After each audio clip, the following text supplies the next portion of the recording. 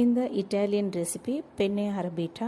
அந்த அரபிட்டா பாஸ்தா எப்படி செய்கிறதுன்னு பார்க்கலாம். ரொம்பவே ஈஸி இந்த பாஸ்தா செய்கிறது. அதுக்கு முக்கியமான தேவை அரபிட்டா சாஸ்.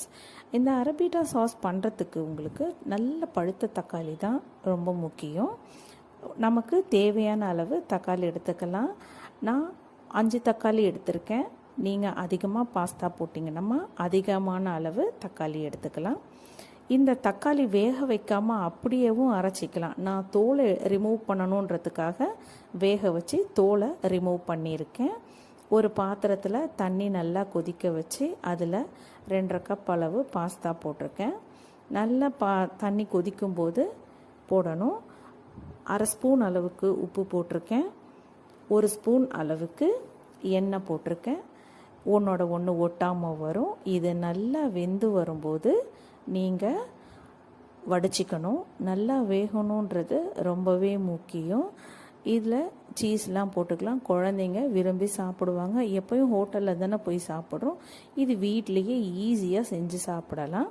இதுக்கு கொஞ்சம் பூண்டெல்லாம் தேவை. பூண்டெல்லாம் நல்லா உரித்து பொடியாக கட் பண்ணி வச்சுக்கோங்க. ஒரு கனமான பாத்திரம் எடுத்து அதில் 2 டேபிள் ஸ்பூன் அளவுக்கு பட்டர் போட்டு நான் நறுக்கி வச்ச 10 பல்லு அளவுக்கு பூண்டு, நல்ல பொடியாக நறுக்கி வச்ச பூண்டை போட்டுட்டு சில்லி ஃப்ளேக்ஸ் போட்டுட்டு கொஞ்சமாக வதக்கிக்கலாம். ரெண்டுமே நல்லா மிக்ஸ் ஆகி வரட்டும். இந்த மாதிரி மிக்ஸ் ஆனதுக்கப்புறம் நம்ம அரைச்சி வச்ச டொமேட்டோ சாஸ் இருக்கு இல்லையா, அதை ஊற்றிடுவோம். ஊற்றிட்டு நல்லா கொதித்து சுண்டி வரணும்.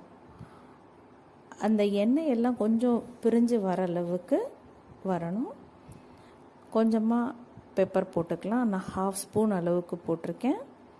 தக்காளி சுண்டுனதுக்கப்புறம் உப்பு போட்டுக்கிட்டோன்னா கொஞ்சம் பெஸ்ட்டு. நான் நிறையா இருக்கும்போது உப்பு போட்டு உப்பு ஜாஸ்தி ஆயிரும்.